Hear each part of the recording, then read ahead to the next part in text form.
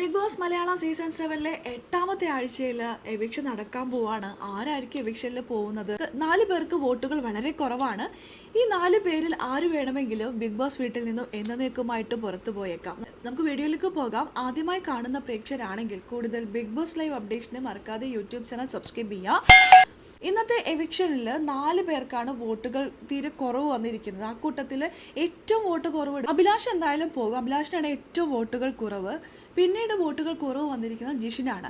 ജിഷിനും അഭിലാഷിനുമാണ് ഏറ്റവും വോട്ടുകൾ ഈ ആഴ്ചയിൽ കുറവ് വന്നിരിക്കുന്നത്. ആളായിരിക്കാം ഈ ആഴ്ചയിൽ ബിഗ് ബോസ് വീട്ടിൽ നിന്ന് എന്നേക്കുമായിട്ട് പടിയിറങ്ങുന്നത്. അഭിലാഷ്, ജിഷിൻ, ബിന്നി, സാബുമാൻ ഇവർക്കൊക്കെയാണ് വോട്ട് കുറവ്. ജിസേലിനും വോട്ട് കുറവാണ് കേട്ടോ. ജിസേലിന് സാധാരണ കുറച്ചുകൂടി വോട്ട് കിട്ടാറുണ്ട്. പക്ഷെ എന്തോ ഇപ്പോൾ ആര്യൻ അടിച്ച് കയറിയപ്പോൾ ജിസേല് നേരെ കീഴ്പോട്ട് വന്നിരിക്കുകയാണ്.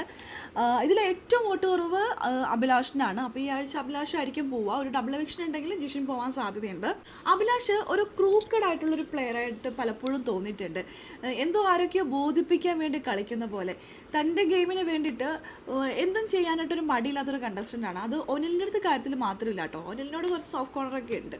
ബാക്കിയുള്ളവരുടെ കാര്യത്തിലൊക്കെ അഭിലാഷ് അത്തരത്തിലാണ്. ഇതൊക്കെ കൊണ്ടായിരിക്കാം അഭിലാഷ് ഇത്ര വോട്ട് കുറവ്. അല്ലാതെ പ്രതികരിക്കുന്നുണ്ട്, എല്ലാത്തിലും ആക്റ്റീവായിട്ടൊക്കെ നിൽക്കുന്ന ഒരു കണ്ടസ്റ്റൻ്റ് തന്നെയാണ്. പക്ഷെ പല കാര്യങ്ങളും പ്രേക്ഷകർക്ക് അങ്ങോട്ട് ആക്സെപ്റ്റ് ചെയ്യാൻ പറ്റാത്ത രീതിയിലാണ് അഭിലാഷിൻ്റെ രീതികൾ പോകുന്നത്. അതുകൊണ്ടായിരിക്കാം അഭിലാഷിന് വോട്ട് ഇത്രത്തോളം കുറവ് വരുന്നത്. ഒട്ടും ഡൗൺ ആയിട്ടൊരു കണ്ടസ്റ്റൻ്റ് അല്ല. വീട്ടിലാകെ ചർച്ചയാകും. അഭിലാഷ് ഒരു സ്ട്രോങ് കണ്ടസ്റ്റൻ്റ് ആണ്. ഒരു ടോപ്പ് 5-7 കുടുംബാംഗങ്ങൾ പ്രതീക്ഷിക്കുന്ന ഒരു കണ്ടസ്റ്റൻ്റ് ആണ് അഭിലാഷ്.